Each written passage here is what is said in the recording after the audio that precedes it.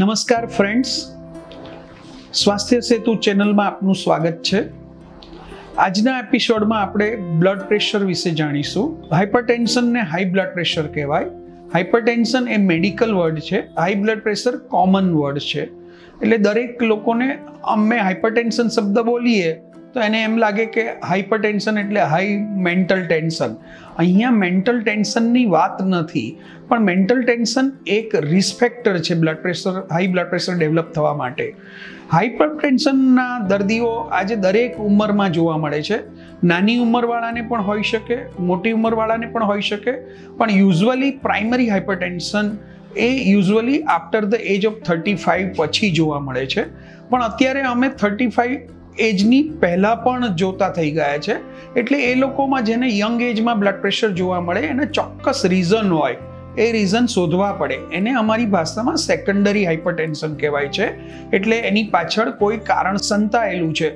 પણ primary hypertension એટલે કોઈ પણ રીઝન ન હોવા છતાં હાઈ બ્લડ પ્રેશર થાય એવું પણ જોવા મળે છે. એટલે હાઇપરટેન્શન ડાયાબિટીસ કરતાં પણ કોમન છે, વધારે કોમન છે. દર 10 જણાએ નિયરલી 4 થી 5 જણાને હાઇપરટેન્શન જોવા મળે છે. હાઇપરટેન્શન એટલે હાઈ બ્લડ પ્રેશર છે.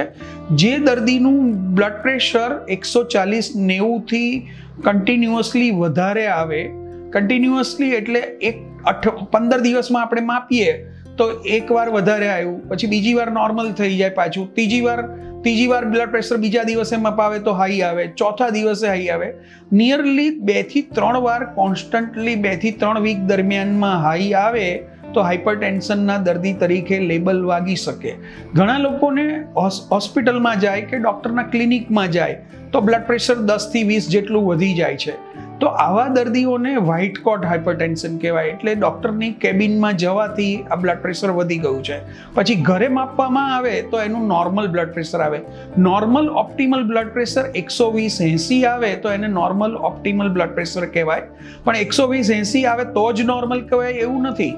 નોર્મલની વ્યાખ્યામાં આ ઓપ્ટિમલ બીપી એટલે મોટાભાગના લોકોનું આની આસપાસ રહી શકે. બ્લડ પ્રેશર 130/85 થી ઉપર આવે અને 140/90 થી નીચે આવે તો આને પ્રી હાઇપરટેન્શન કહેવાય. એટલે હાઇપરટેન્શનની થવાની શક્યતા ધરાવતા લોકોમાં એ લોકોનો સમાવેશ થાય. તો આવા લોકોને નિયમિત ધ્યાન રાખવાથી એ લોકો નોર્મલ બ્લડ પ્રેશર એચીવ કરી શકે. એટલે બ્લડ પ્રેશર આવતું અટકી શકે. એમની લાઈફસ્ટાઈલ સુધારવી પડે. આપણે લાઈફસ્ટાઈલ સુધારવા માટે શું જોઈએ એ આપણે પછી ડિસ્કસ કરીશું. પહેલાં બ્લડ પ્રેશર ડાયગ્નોસ કરી લઈએ. પછી સ્ટેજ 1 હાઇપરટેન્શન કહેવાય. 140 થી 150 હોય અને 90 થી 99 100 વચ્ચે હોય તો એને સ્ટેજ 1 હાઇપરટેન્શન કહેવાય. સ્ટેજ 2 હાઇપરટેન્શન 160 થી 170 વચ્ચે અને નીચેનું 100 થી 110 વચ્ચે, આને સ્ટેજ 2 હાઇપરટેન્શન કહેવાય. 170 થી 110 થી ઉપર જાઓ એટલે એને સિવિયર હાઇપરટેન્શનના સ્ટેટસમાં મૂકી શકાય. આવા લોકોને ત્વરિત દવાની જરૂર પડે. બાકીના લોકોને ઓબ્ઝર્વ કરવાના હોય. એક વખત તમને બ્લડ પ્રેશર આવ્યું છે એટલે અમે ડૉક્ટર સાયન્સની દ્રષ્ટિએ ગણીએ તો લેબલ મારી નથી દેતા. એ લોકોને 2 વીકના ઓબ્ઝર્વેશનમાં રાખવામાં આવે. જરૂર પડે તો એનું એક blood pressure 24 hour ambulatory blood pressure monitoring system આવે છે. એમાં નાનું મશીન આવે, તમને 24 કલાક માટે લગાડી દેવાનું, પેજર જેવું મશીન હોય અને એ રેકોર્ડ કરી લે તમારું કોન્સ્ટન્ટ. દર 15 મિનિટે બ્લડ પ્રેશર રેકોર્ડ થાય અને એનો 24 કલાક પછી કોમ્પ્યુટર સાથે એટેચ કરીને એનો ગ્રાફ કાઢવામાં આવે અને તમારું બ્લડ પ્રેશર દિવસમાં કેટલી વાર વધ્યું છે, ક્યાં સુધી પહોંચ્યું છે, ક્યારે નોર્મલ થયું છે, ડ્યુરિંગ તમારા સ્લીપ દરમિયાન કેટલું આવ્યું છે, એ બધાના અભ્યાસ પરથી આપણે ચોક્કસપણે નિદાન કરી શકીએ કે તમે હાઇપરટેન્શનથી પીડાઓ છો કે નહીં. આ માહિતી આપણે બ્લડ પ્રેશરના નિદાન માટેની થઈ. હવે વાય યંગ પેશન્ટ્સમાં કેમ વહેલા અત્યારથી જોવા મળે છે?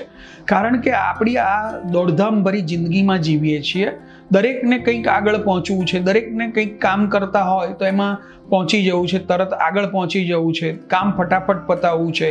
ક્યાંય શાંતિ નથી. માનસિક શાંતિનો અભાવ બહુ જ જોવા મળે છે. આ એક મોટું રીઝન છે. અને સામે બીજા સોશિયલ અને ઇકોનોમિક સ્ટ્રેસ પણ આપણે એટલા ભોગવીએ છીએ. અને એ બધાને કારણે બ્લડ પ્રેશરના દર્દીઓની સંખ્યા ઉત્તરોત્તર વધતી જાય છે. તો આ બધું થતું અટકાવવા માટે શું કરવું? તો અટકાવવા માટે લાઇફસ્ટાઇલ મોડિફિકેશન કહીએ છીએ. લાઇફસ્ટાઇલ મોડિફિકેશનમાં આવે તમે ખોરાકમાં મીઠું ઓછું કરો, કારણ કે મીઠાનો સંબંધ બ્લડ પ્રેશર સાથે સાચી રીતે સંકળાયેલો છે. મીઠું કેટલું લેવું જોઈએ? તો આપણે દાળ શાકમાં આવે એટલું પૂરતું છે, બીજા કશાયમાં તમે ના લો તો ચાલે. અને બહારના નાસ્તા જે પડીકા આવે છે એ બધામાં સોલ્ટ વધારે આવે. સોલ્ટ કેમ વધારે હોય છે? કારણ કે સોલ્ટ પ્રિઝર્વેશન માટે વપરાય છે, પ્રિઝર્વેટિવ તરીકે, કારણ કે એ વસ્તુ બગડે નહીં. અને આપણે એ મીઠું વધારાનું એક્સેસ આપણા શરીરમાં નાખીએ છીએ, એ આપણા શરીરમાં સોલ્ટ રિટેન્શન થાય છે અને બીપી વધારે છે, પાણીનો ભાગ આપણા શરીરમાં વધારે છે. અને એ સોલ્ટ ઓછું કરવાથી 2.5 ગ્રામથી 5 ગ્રામથી વધારે ન લેવું જોઈએ. 2.5 ગ્રામ સોડિયમ કહેવાય, 5 ગ્રામ સોડિયમ ક્લોરાઇડ કહેવાય. સોડિયમ ક્લોરાઇડ એટલે સોડિયમ સોલ્ટ કહેવાય. એટલે સોડિયમ લેવાનું કહીએ એટલે 5 ગ્રામ એટલે 1 ચમચી, નાની ચમચીથી વધારે પર ડેથી લઈ ન શકાય કોઈ પણ ઉંમરે.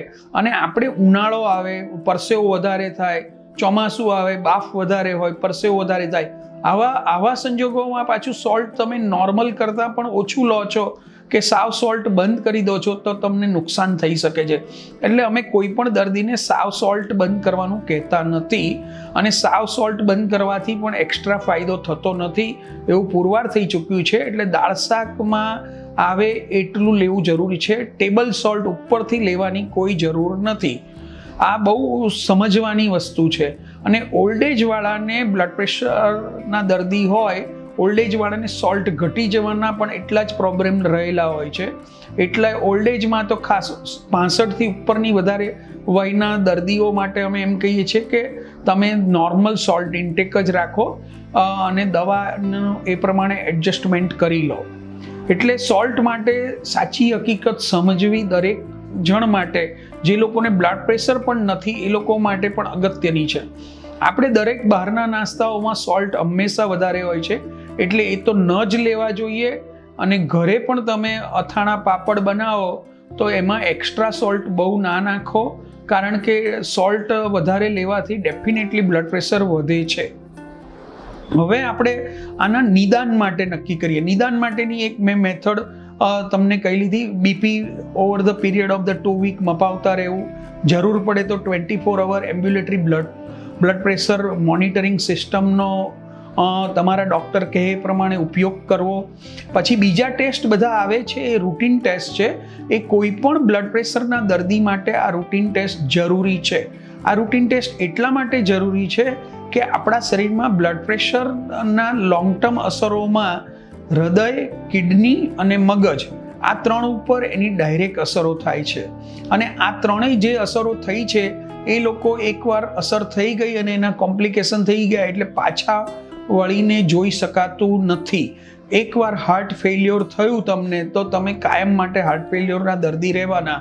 અને બ્લડ પ્રેશરના દર્દીને લાંબે ગાળે ક્રોનિક હાર્ટ ફેલ્યોર થઈ શકે, હાર્ટ એટેક આવી શકે. આ બે એના કોમ્પ્લિકેશનો હૃદયના મુખ્ય છે. એના માટેનું બ્લડ પ્રેશર એ મુખ્ય પરિબળ ગણાય છે. એટલે બ્લડ પ્રેશર કંટ્રોલ કરવાથી આ પરિબળ અટકાવી શકાય. પછી બીજું પરિબળ કિડની ફેલ્યોર થવી, કિડનીનું કામ કરતી બંધ થઈ જવું. જે લોકો બ્લડ પ્રેશર કંટ્રોલ નથી કરતા, લાંબા સમયથી મોર ધેન 140/90 રાખે છે, એને લાંબે ગાળે 5 વર્ષે 10 વર્ષે કિડની ફેલ થઈ શકે. અને કિડની ફેલ થવામાં સૌથી મોટું blood pressure, high blood pressure, hypertension એ મોટો ભાગ ભજવે છે. આપણા દેશમાં ફક્ત 2 કારણોથી કિડની ફેલ થઈ જવાના સૌથી વધારે કેસીસ જોવા મળે છે, બ્લડ પ્રેશર અને એક ડાયાબિટીસ. અને આ ડાયાબિટીસ કરતાં પણ બ્લડ પ્રેશર વધારે અગત્યનો ભાગ ભજવે છે. એટલે બ્લડ પ્રેશર કંટ્રોલ કરવું આપના માટે જરૂરી છે. પછી ત્રીજું કારણ આવ્યું બ્રેઇન સ્ટ્રોક. બ્રેઇન સ્ટ્રોકમાં હેમરેજ થવું બ્રેઇન અને બ્રેઇનના ભાગનો બ્રેઇન એટેક આવવો, જેને લોહી મળતું ઓછું થઈ જાય બ્રેઇનમાં અને એટેક આવે એને ઇસ્ચેમિક સ્ટ્રોક કહેવાય. એટલે 2 જાતના બ્રેઇન સ્ટ્રોક હોઈ શકે. એક ઇસ્ચેમિક હોઈ શકે એટલે લોહી ઓછું મળવું, અને બીજો સ્ટ્રોક છે હેમરેજિક એટલે બ્રેઇન અતિશય બ્લડ પ્રેશર જેનું 200થી ઉપર વધી જાય અને એ કંટ્રોલ નથી કરતા અને એમની બ્રેઇનની આર્ટરી વિસ્ટેન્ડ ના કરી શકે તો એમને હેમરેજ થાય છે. અને બ્રેઇન હેમરેજ તમે જાણો છો કે બ્રેઇન સ્ટ્રોક થવો એટલે લાઈફમાંથી બચવાની શક્યતા તમારી, જો તમે બચી ગયા તો નસીબ, બાકી nearly 20 to 30% of the patients die due to this acute brain stroke. તો આના માટે આપણે આ બ્લડ પ્રેશર કંટ્રોલ રાખવું અગત્યનું છે. આ બ્રેઇન, કિડની અને હૃદય, આ ત્રણના કોમ્પ્લિકેશનને કારણે દરેક જણે બ્લડ પ્રેશર કંટ્રોલમાં રાખવું જોઈએ જ. કારણ કે બ્લડ પ્રેશર કંટ્રોલ નહીં રાખવાથી આવા જે રોગો થાય છે એની ટ્રીટમેન્ટ પણ કોસ્ટલી હોય છે અને જિંદગીનું જોખમ હોય છે. હવે આપણે આટલું જોયું. આના સિવાય બીજા ટેસ્ટ અમારે કરાવવાના હોય છે. દરેક બ્લડ પ્રેશરના દર્દી માટે કાર્ડિયોગ્રામ કઢાવો, 2D ઇકો એટલે હૃદયની સોનોગ્રાફી, જેને લેમેન ભાષામાં હૃદયની સોનોગ્રાફી કહીએ, અમે મેડિકલ લેંગ્વેજમાં 2D ઇકો વિથ ડોપલર કહીએ. પછી કિડનીના ટેસ્ટ કરવા જરૂરી છે. પછી બ્રેઇનને પહોંચાડતી લોહીની નળી જરૂર પડે તો અમે કેરોટિડ ડોપલર પણ કરાવીએ છીએ. કોલેસ્ટ્રોલ પ્રોફાઇલ, લિપિડ પ્રોફાઇલ પણ કરાવીએ છીએ, કારણ કે બ્લડ પ્રેશર અને હાઈ કોલેસ્ટ્રોલ સાથે સીધો સંબંધ છે, એટલે એ પણ જોવું જોઈએ. લીવરમાં ચરબી જામે અને લીવરના રોગો થાય એ પણ એનો સ્ક્રીનિંગ ટેસ્ટ પણ બ્લડ પ્રેશરના દર્દીએ જરૂરી હોય છે. પેશાબમાં પ્રોટીન જાય છે, કિડની પર થતો અસર તરત ગણાય, એટલે એનો ટેસ્ટ પણ કરાવવો જરૂરી છે. અને તમારું હિમોગ્લોબિનને એ કેવું રહે, CBC અને કમ્પ્લીટ હિમોગ્રામ કહેવાય, એ પણ વર્ષે એકવાર કરવો જરૂરી છે. અને જે લોકોને બ્લડ પ્રેશરનું દર્દી થઈ ગયા છો, તો આ બધા ટેસ્ટ મેં જણાવ્યા એ દર વર્ષે કરવા જરૂરી છે. અને બ્લડ પ્રેશરના દરેક દર્દીએ એમના ડૉક્ટર પાસે દર 3 મહિને જવું જોઈએ. એટલા માટે જવું જોઈએ કે તમે જે દવાઓ લો છો એ એપ્રોપ્રિએટ છે, એનાથી તમને કોઈ સાઈડ ઇફેક્ટ નથી થતી. મોટે ભાગે બ્લડ પ્રેશરની દવાઓની કોઈ સાઈડ ઇફેક્ટ જોવા નથી મળતી. બ્લડ પ્રેશર પોતે જ આપણા શરીરમાં બધી ખરાબ ઇફેક્ટો ઊભી કરે છે, કોમ્પ્લિકેશન્સ કરે છે. બ્લડ પ્રેશરની દવા મોટે ભાગે સેફ છે. નિયમિત લેવાથી, લાંબો સમય લેવાથી કોઈ નુકસાન થતું નથી. હવે આપણે આના પછીના એપિસોડમાં આપણે આગળ બ્લડ પ્રેશરના કોમ્પ્લિકેશનો અને બીજા શું જોવાનું છે એના વિશે આપણે ડિસ્કસ કરીશું. અને આના વિશે તમારા કોઈ પ્રશ્ન હોય એ અમને મોકલી શકો છો. આભાર આપનો.